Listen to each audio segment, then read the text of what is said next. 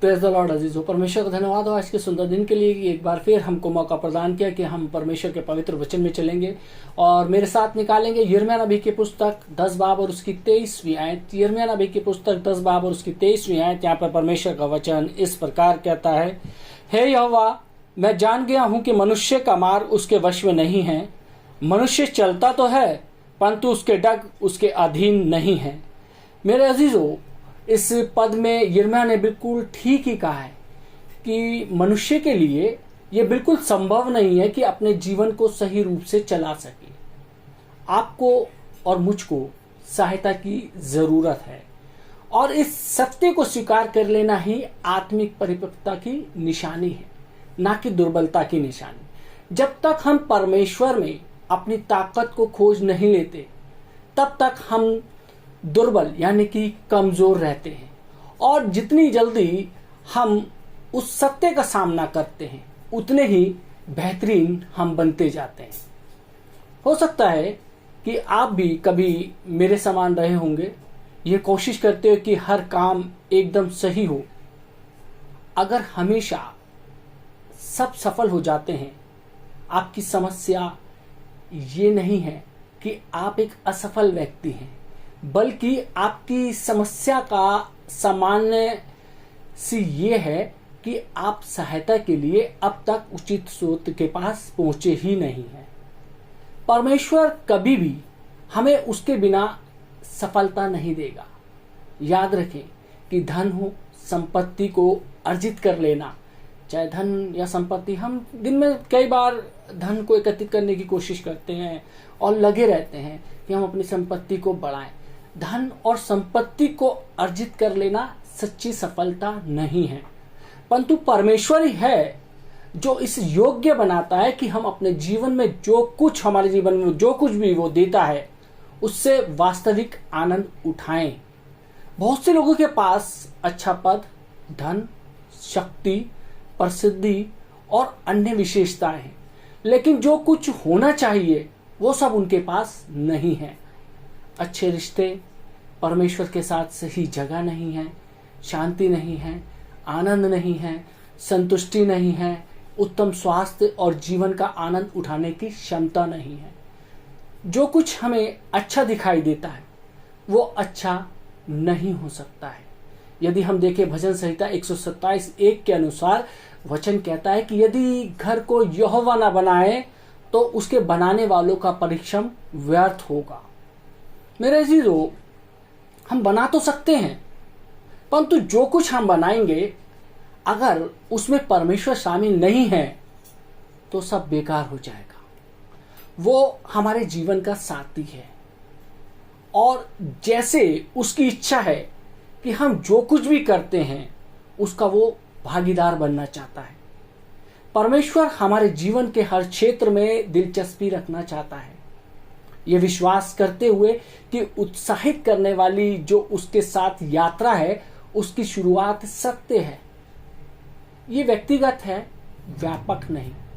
हम जानते हैं कि यीशु सारे संसार के लिए मरा, परंतु हमको ये विश्वास करना चाहिए कि हम में से प्रत्येक के लिए व्यक्तिगत रूप से मरा। हम जानते हैं कि यीशु लोगों से प्रेम करते हैं, लेकिन हमें ये विश्वास करना चाहिए कि वो हम में से प्रत्येक से निराले और अपूर्ण रूप से प्रेम करता है। उसका प्रेम शर्त रहित है और वह कौन है और किस उस पर आधारित है, ना कि हम कौन हैं या क्या करते हैं। मैं आपको चुनौती देना चाहता हूं कि आप विश्वास का एक कदम बढ़ाकर एक सच्चे, एक अच्छे बच्चे की तरह से परमेश्वर के पास जाएं। मरकुस रचित सुसमाचार 10 बाब उसकी 13 से 15वीं आयत में वचन कहता है, फिर लोग बालकों को उसके पास लाने लगे कि वह उन पर हाथ रखे, पर चेलों ने उनको डांटा। यीशु ने यह देखकर क्रुद्ध होकर उनसे कहा, बालकों को मेरे पास आने दो और उन्हें मना ना करो, क्योंकि परमेश्वर का राज्य ऐसो ही का है। मैं तुमसे सच कहता हूं कि जो कोई परमेश्वर के राज्य को बालक के समान ग्रहण ना करे वह उसमें कभी प्रवेश करने ना पाएगा। मेरे अजीजों, यीशु ने जिस सिद्धांत को बताया वो सत्य था। जब तक हम बालकों के समान परमेश्वर के राज्य को ग्रहण नहीं कर लेते, तब तक परमेश्वर के राज्य में प्रवेश नहीं कर सकते।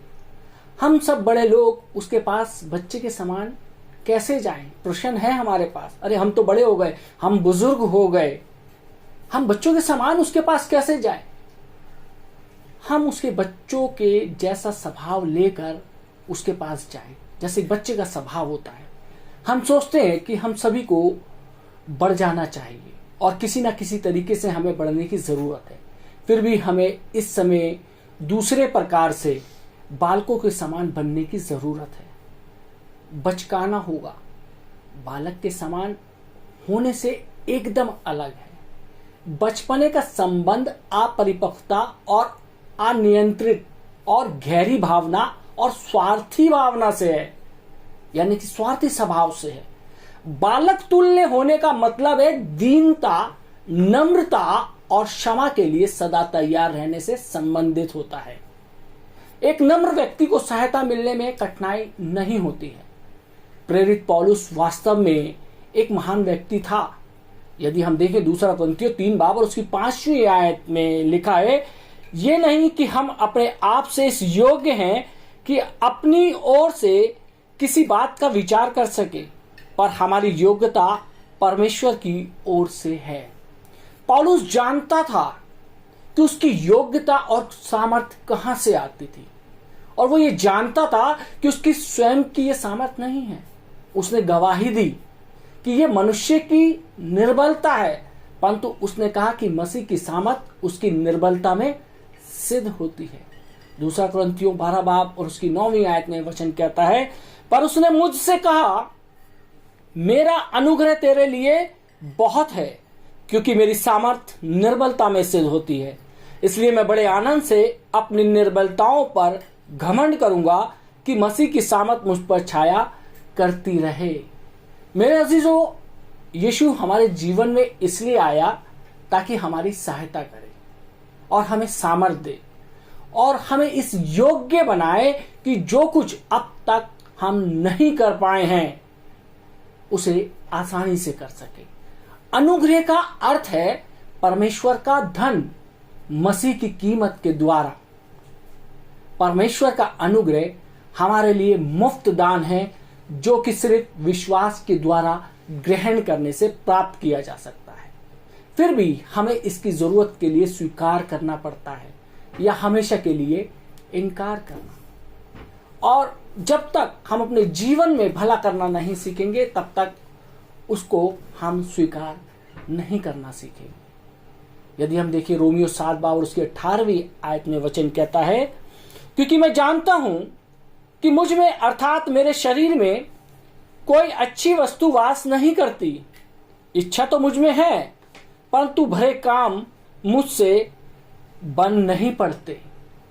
मेरे अजीजों, नए जन्म के द्वारा हमारे अंदर सद्गुण आते हैं और ये यीशु को अपना व्यक्तिगत मुक्तिदाता ग्रहण करने से होता है और हम में अच्छा बनने की और अच्छा करने की इच्छा पैदा होती है। भीतर से इच्छा होगी कि अच्छा करूं, लोगों की भलाई करूं, लोगों से प्रेम करूं, लोगों के साथ संगति करूं आत्मिक रूप से। फिर भी उस समय हमारे अंदर अच्छा करने की सामर्थ्य नहीं रहती है। हम सोचते तो हैं कि अच्छा करेंगे, मैं किसी के साथ भलाई करूंगा, लेकिन हम कर नहीं पाते हैं। ऐसी क्या समस्या है? प्रश्न है हमारे सामने। करना तो चाहते हैं भला, लेकिन कर नहीं पाते। वो पुरानी बातें हमारे को याद आ जाती हैं जो उसने हमारे जीवन के लिए कटाक्ष किया था। वो कटाक्ष हमारे को झंझोड़ कर रख देते हैं। जब हमारा नया जन्म होता है मेरे अजीजों, तब परमेश्वर हमारे अंदर एक नया स्वभाव उत्पन्न करता है। ये पहली निशानी है हमारे नए जन्म की। नया स्वभाव हमारे अंदर उत्पन्न हो जाएगा। पुरानी बातें जाती रही, देखो सब नई हो गई। कलाम कहता है कि पुराना मनुष्य तत्व को उतार डालो। नए मनुष्य तत्व के द्वारा हम परमेश्वर के पास पहुंच सकते हैं। यदि हम देखें दूसरा कुरिन्थियों 5 बाब और उसकी 17वीं आयत में वचन कहता है, इसलिए यदि कोई मसीह में है तो वो नई सृष्टि है, पुरानी बातें बीत गई, देखो सब बातें नई हो गई हैं। लेकिन हमारे शरीर में हम देखते हैं कि पुरानी बातें बीत गई, लेकिन हमारे शरीर में जो होता है कुछ बातें रहती हैं, जैसे कि हमारे, जिसमें बोल सकते हैं कि शरीर में प्राण रहता है, जिसमें स्वाभाविक तौर से निर्बलता है, कमजोरी है। यह हमारे समर्पण की जरूरत के लिए मूल्य उद्देश्य कारण है। याद रखें कि यदि हमें यीशु की जरूरत नहीं है तो हम उसकी तरफ ज्यादा ध्यान भी नहीं देंगे, खास करके हमारे जीवन के शुरुआती दौर में जब हम उसके साथ होते हैं। सब भली बातें परमेश्वर की ओर से आती हैं। मनुष्य भला नहीं है, परमेश्वर भला है। इसलिए यीशु ने भी उस जवान से कहा था, यदि हम देखें मत्ती रचित सुसमाचार 19 बाब उसकी 16 से 17वीं आयत में प्रभु यीशु मसीह ने कहा था कि एक मनुष्य यीशु के पास आया और उससे कहा, हे गुरु, मैं कौन सा भला काम करूं कि अनंत जीवन पाऊं। उसने उससे कहा, तू मुझसे भलाई के विषय में क्यों पूछता है? भला तो एक ही है, पर यदि तू जीवन में प्रवेश करना चाहता है तो आज्ञाओं को माना कर। यीशु मसीह वास्तव में परमेश्वर है, त्रिएक का दूसरा व्यक्ति। उदाहरण के लिए उसके मनुष्य रूप धारण करने की ओर संकेत करता है। याद करें कि यीशु परमेश्वर का पुत्र और मनुष्य का पुत्र दोनों था। उसने मानवीय स्वभाव में उसने सिर्फ पवित्र आत्मा के द्वारा से जो कुछ किया वो भला किया। लूका अध्याय 1 में उसकी माता मरियम पवित्र आत्मा के द्वारा से गर्भवती हुई। परमेश्वर उसका पिता था। तो यीशु वास्तव में परमेश्वर था जो मनुष्य का रूप धारण किए था। हम सब, मेरे अजीजों, मानव शरीर है, परंतु परमेश्वर हमारे अंदर रहता है। ये वास्तव में जैसा हमने देखा है, जो परमेश्वर के वचन के अनुसार कहा गया है। यदि हम देखें यूहन्ना रचित सुसमाचार 14 बाब और उसकी 26वीं आयत में परमेश्वर का वचन कहता है, परंतु सहायक अर्थात पवित्र आत्मा जिसने पिता मेरे नाम से भेजेगा, वो तुम्हें सब बातें सिखाएगा और जो कुछ मैंने तुमसे कहा है वह सब तुम्हें स्मरण कराएगा। मेरे अजीजों, हम लोगों से हमेशा यह पूछते हैं बिना सोचे और समझे, क्या उन्होंने यीशु को ग्रहण किया है? अगर हम उसे ग्रहण करते हैं तो मेरे अजीजों, हम उसके साथ क्या करते हैं? एक प्रश्न है। तो निश्चय है कि हम उसको छोटी सी पेटी में बंद नहीं करेंगे जिसको ऊपर मानो ये लिखा हो कि रविवार की सुबह जाकर उसे खोल कर ले आओ। उसके लिए कुछ एक गीत गाए, थोड़ी सी बातचीत करें और उसके बाद उसी पेटी में बंद कर दें, ये कहते हुए कि अगले रविवार के लिए उसको फिर मिलेंगे। यदि हम उसे ग्रहण करते हैं तो वह कहता है कि मैं तुझे कभी ना छोड़ूंगा और ना त्यागूंगा। वो हमारे साथ रहता है। मैं आपसे विनती करता हूं कि परमेश्वर के साथ यीशु के लहू के द्वारा से खरीदे जाने का जो संबंध पवित्र आत्मा की सामर्थ के द्वारा से हुआ है, उसका आप पूरा फायदा उठाना आरंभ कर दें। परमेश्वर को सिर्फ तत्कालीन सेवाओं और रविवार की सुबह के लिए ना गिड़गिड़ाएं। पवित्र आत्मा की सामर्थ के द्वारा आप अपने जीवन के हर क्षेत्र में उसे काम करने दें। कहे, पवित्र आत्मा, मेरे जीवन में आपका स्वागत है। पवित्र आत्मा हमें हर भले काम करने में मदद करेगा मेरे अजीजों, परंतु वह हमें यह भी याद दिलाएगा कि हम परमेश्वर को महिमा दें, ताकि हम इसे अपने लिए लेने की कोशिश ना करें। पवित्र आत्मा हमें हमेशा स्मरण कराता है, हमेशा याद दिलाता है कि हमें क्या करने की जरूरत है। अनगिनत बार पवित्र आत्मा ने इन गुजरे सालों में मुझे कई बातें जो थी वो याद कराई और बहुत सारी बातें जिन्हें मैं करना भूल गया था उन्हें याद दिलाया। जब भी मेरे जीवन में अति महत्वपूर्ण पल आए जो परमेश्वर के वचन के अनुसार होना था, उसी समय पवित्र आत्मा ने याद दिला के मुझे एकदम उचित पंक्ति में रखा। मैंने छोटी जरूरतों को और बड़े निर्णयों को लेकर परमेश्वर पर भरोसा रखना सीख लिया है। व्यापार में मालिक को अपना हिसाब किताब बराबर रखने के लिए एक सेक्रेटरी रखने की समस्या नहीं होती है। वो सेक्रेटरी रखता है जो कि खास खास बातें उसको याद दिलाता है। आजकल सेलिब्रिटीज को भी देखते हैं, उनके भी सेक्रेटरी होते हैं जो कि उनके अपॉइंटमेंट वगैरह लिखते हैं और देते हैं, जो कि खास खास बातें याद दिलाते हैं। और इस काम के लिए मालिक जो होता है, जो सेक्रेटरी रखता है, उनको उस पर मालिक जो होते हैं वो आश्रित हो जाते हैं, उनको आश्रित रहना पड़ता है। सेक्रेटरी बताता है कि आपकी 3 बजे फलाने व्यक्ति से मीटिंग है, 2 बजे फलाने व्यक्ति से मीटिंग है, 5 बजे आपने यहाँ जाना है, तो वो उन सब चीजों को रिमाइंड कराता है, उसे याद दिलाता है। जबकि इन लोगों को अपनी परेशानियों के लिए परमेश्वर पर आश्रित रहने के लिए कठिनाई होती है, इसलिए इस हिसाब किताब के लिए अपने मुख्य पर आश्रित रहते हैं, अपने सेक्रेटरी पर आश्रित रहते हैं। ये 2 कारणों से होता है। पहला, वे अच्छी तरीके से नहीं जानते कि जीवन की इन छोटी छोटी जानकारियों के लिए परमेश्वर पर आश्रित रहे। वे विश्वास नहीं करते हैं कि परमेश्वर इस प्रकार से दिलचस्पी लेगा। और दूसरा है, लोग अपने आप को नम्र करना नहीं चाहते और अपनी जरूरतों को बताना नहीं चाहते हैं। मनुष्य जाति अभिमानी है मेरे अजीजों, इसलिए हमें जरूरतमंद दिखना हम नहीं चाहते हैं। याद करें, यूहन्ना रचित सुसमाचार 15 बाब और उसकी 5वीं आयत में यीशु ने कहा कि उससे अलग होकर हम कुछ भी नहीं कर सकते। कुछ नहीं का मतलब कुछ भी नहीं।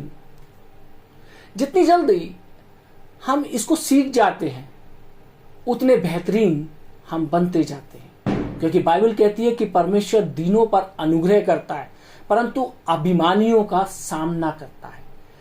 परमेश्वर बिल्कुल प्रसन्न नहीं होता है कि लोग उसे अपने प्रतिदिन के जीवन से अलग करके कुछ धार्मिक क्रियाकलापों में लगकर उसे सांत्वना देने की, यानी कि उसे तसल्ली देने की कोशिश करें। इस प्रकार की हलचल करते हुए आप अपना समय नष्ट ना करें। या तो आपका परमेश्वर के साथ एक सही संबंध हो जो कि जीवित और अर्थपूर्ण हो, या आप उस तथ्य का सामना करें कि आपके लिए कोई और नहीं, ना आपको किसी और की आवश्यकता है। जैसा आप चाहते हैं आप कर सकते हैं। अपने आप से यह प्रश्न करें, तब आप जल्दी जान सकेंगे कि आप आत्मिक तौर पर कहां हैं। क्या आप प्रतिदिन परमेश्वर के ज्ञान और उसके मार्गों में बढ़ रहे हैं? क्या आप कलीसिया में संगति करने के लिए जाते हैं या किसी प्रकार से बाध्य होकर ऐसा करते हैं? सोचिए, क्या आप वास्तव में दिलचस्पी लेते हैं या आप खुश होते हैं कि जब सप्ताह जिसे बोल सकते हैं कि जब सप्ताह आएगा तो हम इबादत करने के लिए जाएंगे? आप खुश होते हैं कि जब समाप्त हो जाएगा तो मैं दोपहर के भोजन के लिए जा सकता हूँ? अक्सर होता है, कलीसिया में बैठे हुए होते हैं, चर्च में बैठे हुए हैं, लेकिन दिमाग कहीं और चल रहा है कि मुझे अपने बेटे या बेटी के लिए रिश्ता देखने जाना है, मुझे आज एक पार्टी में जाना है। क्या वास्तव में हम परमेश्वर के साथ सही रूप से संगति करते हैं? देह तो वहां पर है, लेकिन ना आपकी आत्मा है और ना ही आपका दिमाग है। क्या आप ये महसूस करते हैं कि परमेश्वर के समीप हैं? क्या आपके जीवन से आत्मा का फल प्रकट होता है, जिसे बोल सकते हैं प्रेम, आनंद, मेल, धीरज, कृपा, भलाई, विश्वास, नम्रता, कोमलता, दीनता और संयम? क्या ये चीजें होती हैं मेरे अजीजों? जब से आपने मसीह को जीवन दिया है तब से आप कितना बदल गए हैं? ये एक प्रश्न है, पूछिएगा जरूर अपने आप से। यदि आप इन प्रश्नों के उत्तर से संतुष्ट नहीं हैं तो अपने संपूर्ण जीवन को परमेश्वर के सामने खोलकर रख दें और पवित्र आत्मा से कहें कि आपके जीवन के हर क्षेत्र में शामिल होकर काम करें।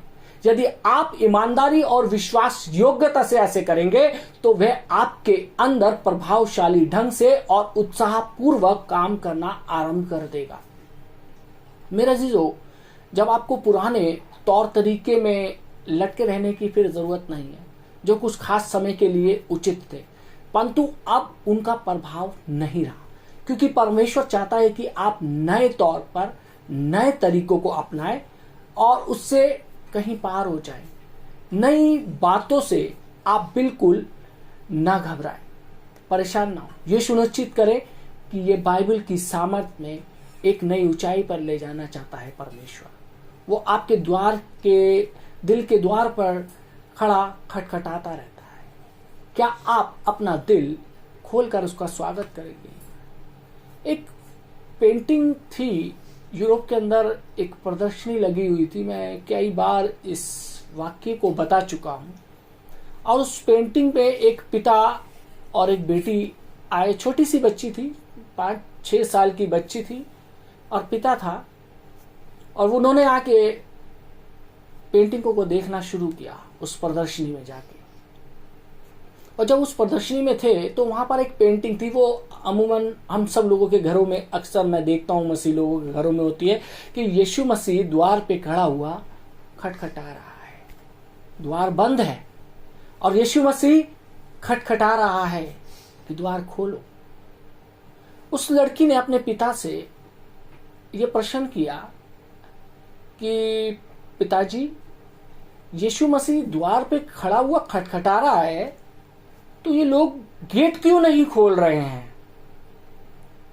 लाजमी सी बात है। एक ऐसा उत्तर सुन के, एक छोटी सी बच्ची का यह उत्तर सुन के पिता भी सकपका गया कि मैं क्या जवाब दूं।